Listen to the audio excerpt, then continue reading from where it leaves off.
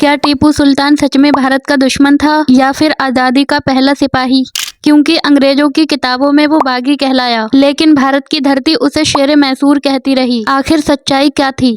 आइए जानते हैं टीपू सुल्तान की असली कहानी। साल 1751 में देवनहल्ली, जो आज के बेंगलोर के पास है, यहीं जन्म हुआ एक ऐसे योद्धा का जिसने अपने छोटे से राज्य से अंग्रेजों की नींद उड़ा दी थी। उसका नाम था टीपू सुल्तान, मैसूर के राजा हैदर अली का बेटा।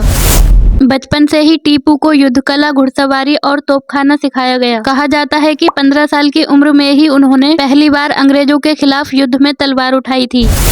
अंग्रेजों से टक्कर। टीपू सुल्तान को शेरे मैसूर इसलिए कहा गया क्योंकि वो कभी अंग्रेजों के आगे झुके नहीं। उनका कहना था, शेर की एक दिन की जिंदगी गीदड़ की 100 साल की जिंदगी से बेहतर है। 1760 के दशक में जब पूरी भारत भूमि धीरे धीरे ईस्ट इंडिया कंपनी के कब्जे में जा रही थी, टीपू ने दक्षिण भारत में अंग्रेजों के बढ़ते कदम रोक दिए। उन्होंने 4 बड़े अंग्रेज मैसूर युद्ध लड़े और हर बार अंग्रेजों को भारी नुकसान पहुंचाया।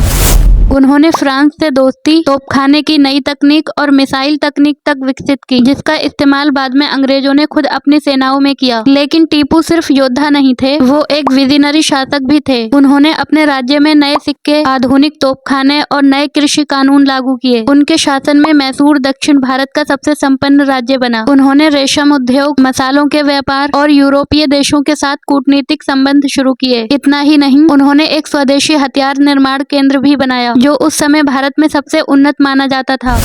बागी या देशभक्त? अब सवाल उठता है, अगर टीपू इतने महान शासक थे, तो फिर कुछ इतिहास की किताबें उन्हें कट्टर और क्रूर क्यों बताती हैं? असल में अंग्रेजों ने उनके खिलाफ प्रचार युद्ध चलाया क्योंकि टीपू उनके सबसे बड़े दुश्मन थे। उन्होंने ब्रिटिश व्यापार बंद कर दिया था और फ्रांस से दोस्ती की, जिससे अंग्रेजों को डर था कि अगर टीपू जीवित रहे तो भारत पर उनका शासन कभी मजबूत नहीं होगा। हालांकि कुछ जगहों पर उनके द्वारा जबरन धर्म परिवर्तन और मंदिर तोड़ने की कहानियां भी मिलती हैं, लेकिन इनमें से कई कथाएं अंग्रेजों द्वारा राजनीतिक रूप से बढ़ाई गई थीं। ऐतिहासिक दस्तावेज बताते हैं कि टीपू ने कई मंदिरों को अनुदान और सुरक्षा भी दी थी। इसलिए सवाल अब भी वही है, क्या वो बागी थे या देशभक्त? शायद वो दोनों थे, क्योंकि उन्होंने अपनी मिट्टी के लिए अंग्रेजों से टक्कर ली, लेकिन अंग्रेजी इतिहास ने उन्हें दुश्मन बना दिया। वीर गति।